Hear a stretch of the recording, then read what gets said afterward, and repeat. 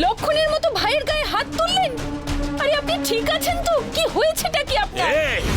এই সম্মান রয়েছে আমার এই বাড়িতে।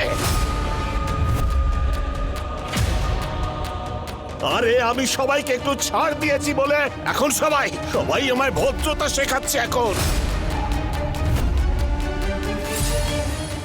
তাও আবার তোর কারণে। বাবা ছেলের মাঝখানে তুমি কেন ঢুকতে যাচ্ছ? হ্যাঁ, মাথা খারাপ হয়ে গেছে নাকি? ওদের নিজেদের ঝামেলা ওদের নিজেদেরকেই মেটাতে দাও। আঙ্কেল প্লিজ আমার ভুলের শাস্তি প্রেমকে দেবেন না। আমি চলে যাচ্ছি এখান থেকে। বললাম না তুমি কোথাও যাবে না।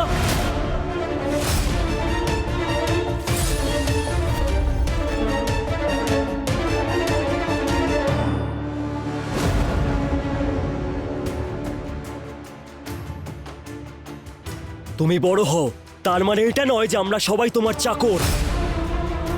এইভাবে চিৎকার চেঁচামেচি করে জোর জবরদস্তি করে কেউ বড় হতে পারে না বাবা। বড় সে হয় যে ছোটদের সম্মান করতে জানে, তাকেও বোঝে। কিন্তু আমি কাকে বলছি?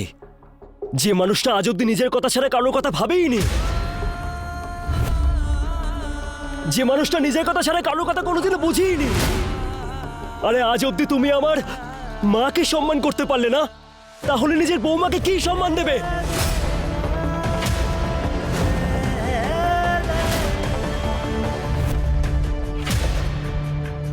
প্রেম, তুই নিজের মুখে লাগাম দে, নয়তো আমার থেকে খারাপ কেউ হবে না। নিজের মুখটা বন্ধ রাখ।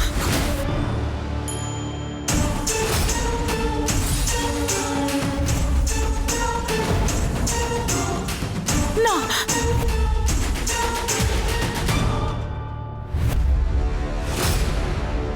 প্রেম, তুই ভেতরে যা বাবা। না মা, হাত তুলতে দাও ওনাকে। খুব শখ না ওনা আমার গায়ে হাত তোলার, কিন্তু আজ আমি চুপ করে থাকবো না। আমি অনেক বছর ধরে চুপ করে আছি, কখনো ওনার সম্মানের কারণে, কখনো ওনাকে দেখে ভয় পেয়ে, শুধু তোমার কথা শুনে মা।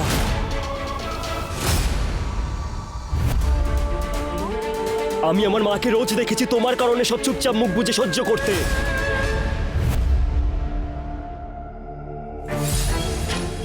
কিন্তু এখন আর তোমার কথাই বাড়িতে চলবে না। আমরা তোমার খেলনা নই যে যা বলবে তাই করতে হবে। আরে আমরাও মানুষ, আরে আমাদেরও কোনো স্বপ্ন আছে, কোনো অধিকার আছে।